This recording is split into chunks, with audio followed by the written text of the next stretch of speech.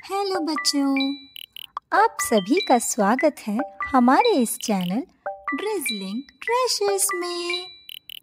तो चलिए आज की कहानी में खो जाते हैं।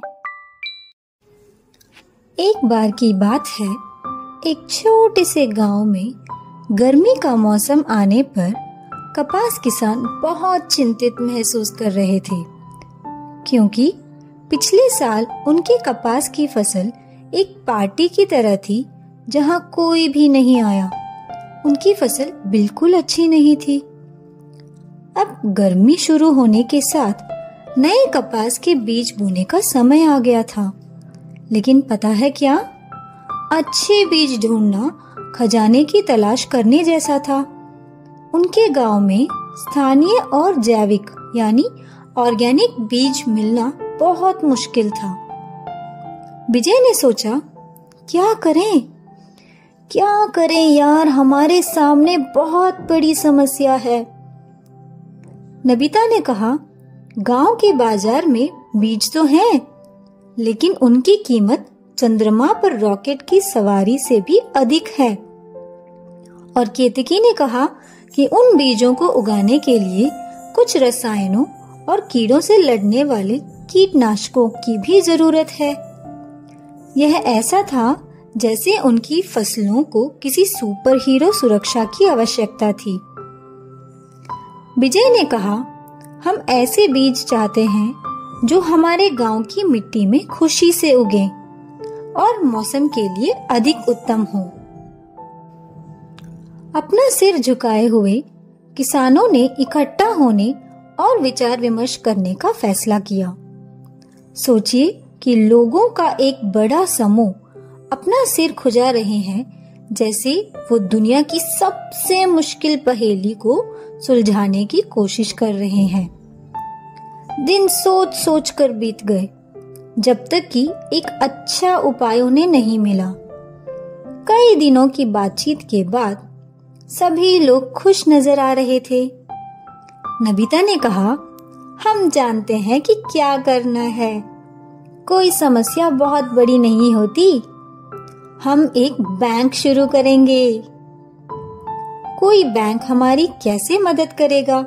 विजय ने पूछा। अरे पैसों का बैंक नहीं, बीजों का बैंक है, केतकी ने कहा। बीज बैंक एक बैंक की तरह ही काम करता है। लोग अपना पैसा बचाने के लिए बैंक जाते हैं। बीज बैंक में किसान बीज बचाकर रखते हैं। इसलिए उन्होंने यह अच्छा विचार तैयार किया, जहां गांव में हर कोई अपने बीज एक बड़े सामुदायिक बर्तन में डाल सकते हैं। यह एक बीज पार्टी की तरह थी और हर बीज को आमंत्रित किया गया था।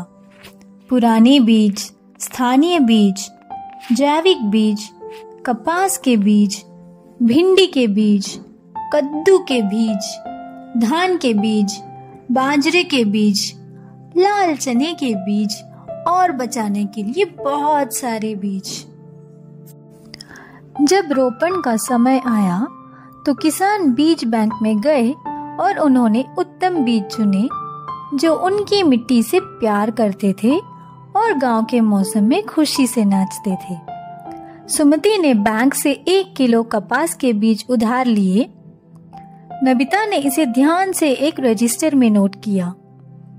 कृपा ने 1 किलो धान के बीज बैंक में जमा किए और केतकी ने बीज एक गमले में रख दिए। बीज बोए गए और पानी डाला गया। मॉनसून आया और चला गया। जैसे जैसे दिन बीतते गए, उनके खेत कपास के वंडरलैंड में बदल गए। ऐसा लग रहा था जैसे सूरज के ठीक नीचे जादू हो रहा हो। और जब फसल की कटाई का समय आया तो किसान बहुत आश्चर्यचकित रह गए। उस वर्ष उन्हें कपास की अच्छी फसल प्राप्त हुई। उन्होंने अपने दोस्तों के साथ इस खुशी को खूब धूमधाम से मनाया। सुमति को फसल से ढेर सारे कपास के बीज मिले। उसने अपना बीज ऋण यानी लोन 1.5 किलो कपास के बीज जमा करके ब्याज सहित चुकाया। केतकी ने ध्यान से इसे रजिस्टर में लिखा। नबिता ने बहुत ही ध्यान से उन बीजों को बर्तन में रखा। बीज बैंक के पास अब बहुत सारे बीज थे, अगले वर्ष के लिए, उसके बाद के वर्ष के लिए और उसके बाद के वर्ष के लिए भी। अब कपास के किसानों को आगे कोई बड़ी मुश्किल नहीं थी, क्योंकि उनका बीज बैंक बहुत ही बड़ा था। बीज उनके लिए हर जगह पर था, बैंक में भी और खेत में भी। उस दिन से बीज बैंक गांव में गतिविधि का केंद्र बन गई, जहां किसान अपने ज्ञान और कौशल को साझा करने के लिए एक साथ जुड़ते रहे।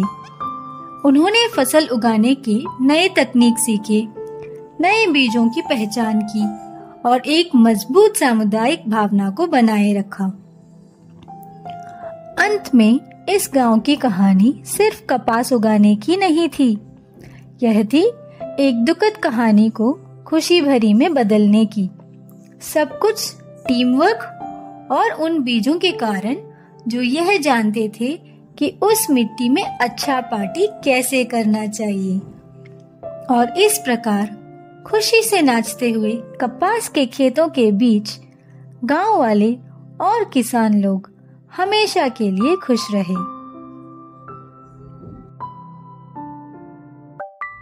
हमें खुशी है कि आपने ये कहानी सुनी। अगर कहानी पसंद आई तो लाइक करें, अपनी राय दें, चैनल को सब्सक्राइब करें और अपने साथियों के साथ शेयर करें। और हाँ, बेल बटन दबाना ना भूलें, क्योंकि और मज़ेदार कहानियाँ आ रही हैं। फिर मिलेंगे। अलविदा।